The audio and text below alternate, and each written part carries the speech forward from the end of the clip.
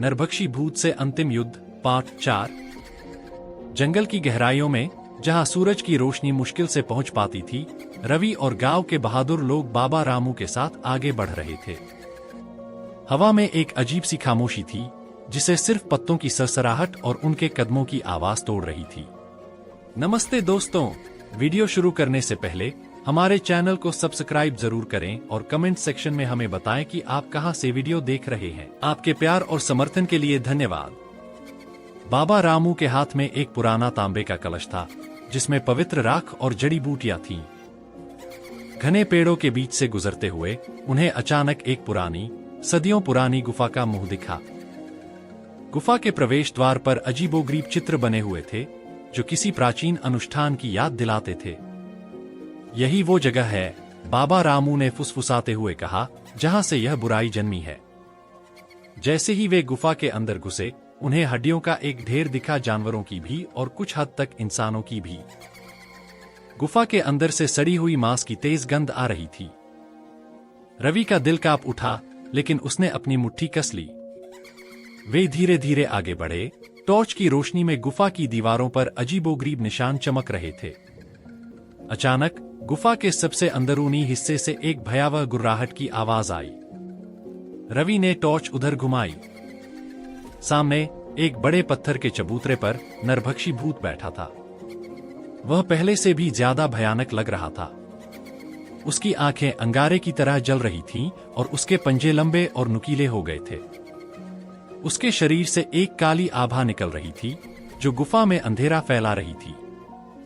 तुम यहां क्यों आए, मूर्खों? भूत की कर्कश आवाज गुफा में गूंजी। अपनी मौत को दावत देने?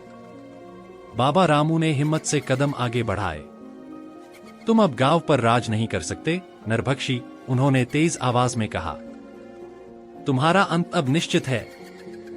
भूत हंसा, एक भयानक, ठंडी हंसी जो रोंगटे खड़े कर देती थी।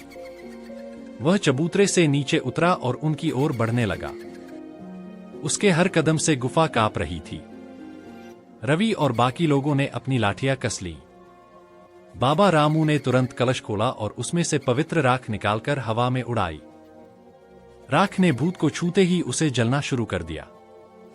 भूत दर्द से चीख उठा। उसकी त्वचा पर फफोले पड़ने लगे, लेकिन वह फिर भी आगे बढ़ता रहा। तुम मुझे रोक नहीं सकते, भूत चिल्लाया, मैं अमर हूं। बाबा रामू ने समझाया, यह सिर्फ पवित्र राख नहीं है। यह उन आत्माओं का अंश है जिन्हें तुमने भस्म किया है। वे तुम्हें कभी शांति से नहीं रहने देंगी। भूत और बाबा रामू के बीच एक भयानक शक्ति प्रदर्शन शुरू हो गया। भूत अपनी काली शक्ति से हमला कर रहा था और बाबा रामू मंत्रों और पवित्र वस्तुओं से उसे रोक रहे थे। रवि और उसके साथी भूत पर लाठियों से हमला करने की कोशिश कर रहे थे, लेकिन भूत इतनी तेजी से आगे बढ़ रहा था कि उसे छूना भी मुश्किल था। तभी बाबा रामू ने रवि को एक प्राचीन चाकू दिया। रवि, इसकी कमजोरी इसके दिल में है। यह चाकू पवित्र है और केवल यही इसे खत्म कर सकता है। भूत ने बाबा रामू को एक तरफ धकेल दिया। अब रवि और भूत आमने सामने थे। भूत ने अपने लंबे, नुकीले पंजे रवि की ओर बढ़ाए। रवि ने छलांग लगाई और चाकू से भूत के सीने पर वार कर दिया। एक भयानक चीख के साथ भूत का शरीर तेजी से सिकुड़ने लगा। उसकी काली आभा छटने लगी और उसकी चमकती आंखें बुझ गईं। उसका भयानक चेहरा एक पल में धूल में बदल गया। धीरे धीरे पूरा भूत एक ढेर राख में बदल गया, जो हवा के झोंके से बिखर गया। गुफा में सन्नाटा छा गया। हवा में अब कोई सड़ी हुई गंध नहीं थी, बस एक अजीब सी शांति थी।